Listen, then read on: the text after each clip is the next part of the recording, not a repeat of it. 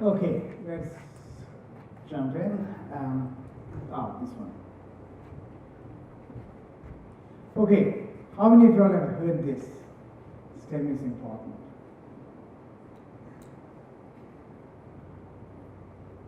How many of you all have heard this over and over again? How many of you all are sick and tired of this? I'm sick and tired of this. So there's a universal assumption, and that's that kids are not interested in STEM. The assumption is they are not interested, so therefore we have to shout at them to be interested because it's so important. So let me share you a story. There's a secret operation on top of the hill called the Australian Maths and Science School, and the whole mission there is to disrupt education. And in the school there's a basement where nobody goes to, and I run something called innovation space there. So what I did is bought some furniture, cheap furniture. Every Thursday evening kids could come and do what they wanted to do. No teaching. At the same time, there's another in Adelaide, there's a $15 million innovation center started in another school. So we are a public school, a poor school. We are running with 1/750th of the budget. You can see these poor kids are sitting on the floor, they don't even have chairs. But let me show you what they created. What happened was just quite amazing, was mind-blowing. Kids, when they're allowed to do what they want to do and allowed to learn, are terrific at learning. And the thing that I realized is that their ability to learn is actually better than our ability. They learn faster than us, they learn quicker than us, they are very, very good at learning. So what are we doing? Wasting their time.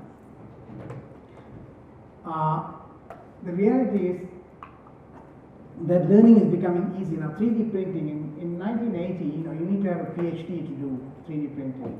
In 2000, a lot more people get involved, right? In 2015, kindergarten kids can 3D print.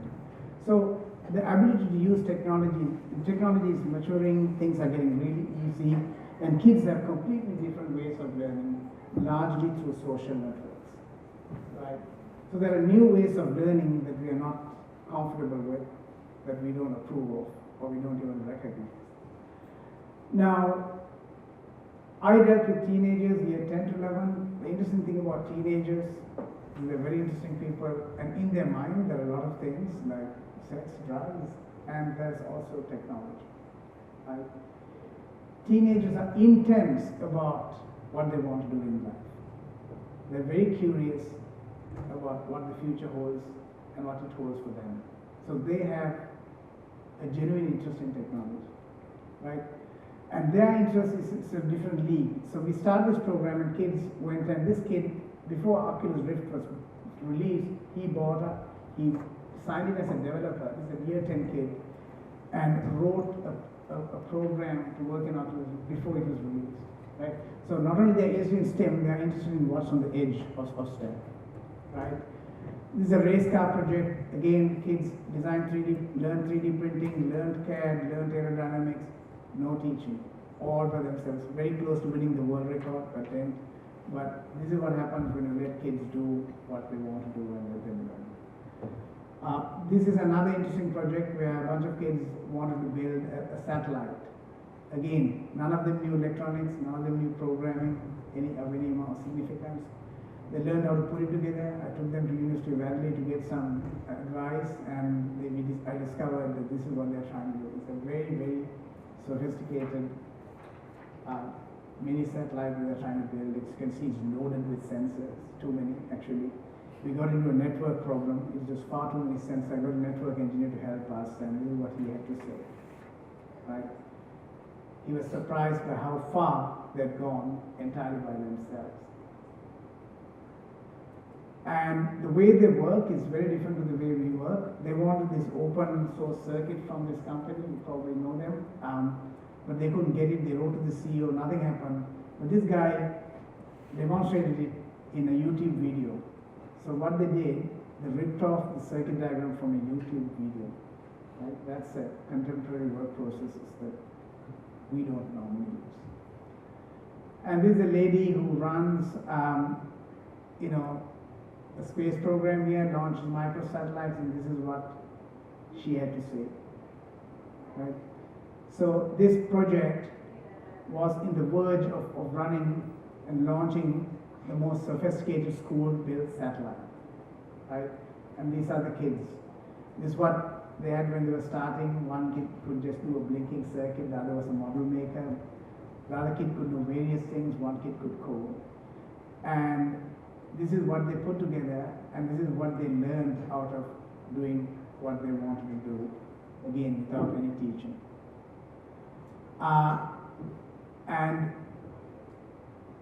so this guy, they put so much of data, they burned the hard drive. But the interesting thing is what happened from year 10 to year 12. This kid wanted to be a pilot. Then in year 12, he decided to become a property manager. This kid wanted to be an engineer. Then he decided he's not sure. This guy wanted to be a rocket scientist. Now you know what? You know why his face is blurred. He'll be looking into your records fairly soon. Okay. So being a teenager is being in a state of flux and going through very significant change in what you want to do. And we had paid for the launch, but the project was dumped because came year 12, they had other priorities. Now, as you know, STEM, everybody's talking about STEM, but, kids have a completely different idea of STEM. And the point is, their STEM is different from all the other people's STEM, right? Kids have, I believe, a genuine interest in STEM, a natural interest, and this is what's on the edge, they want to be part of it, they want to create. So I think this whole notion of interesting kids in STEM is just a wasteful ritual of people who are disconnected, who are paid to cry about how children are not interested in STEM. How many of you have heard about this guy who talks about school skill, and this is known now as school skill creativity. So you have creativity and you have time, and schools do kill it, and we know that. So you go to school, they become less creative. So we run this program at ACES in year 10, and then there's year 11 and year 12, and what happens in those years is incredibly interesting. If you think schools kill creativity, universities do a fantastic job. By the time, year 10, year 12, they start thinking about university. There's something called a pathway, which I think it's really a pipeline to universities, right? And once they get serious about going to universities, they know what the universities want, grades, right? So they actually get disinterested in what they're interested in. One of the kids who built the satellite from scratch, learned all the electronics, he said he wants to be an estate developer because everybody will want houses, right? So they actually are influenced. They take the adult world very seriously. They get advice, and they dump all the potential, the real potential they have to enter universities. Australian universities in particular look only at grades, which is something that essentially demotivates kids and doesn't really recognize what they learn. It's a terrible thing. So there is STEM interest, but it is destroyed. And the pathway to the universities is a definite route of destruction, of inborn interest in STEM. So I want to leave you with these thoughts and maybe leave some time for questions. So the point I want to make is that kids have an interest, a curiosity, they are search engine. Every kid is looking for interesting things to do, what they're interested in. And as Arthur C. Clarke said, if there's interest, learning just happens. So just don't get in the way, don't teach them. They can learn. And they love to teach each other. And the other thing you must know that people in universities and schools often don't recognize is that making is learning. So,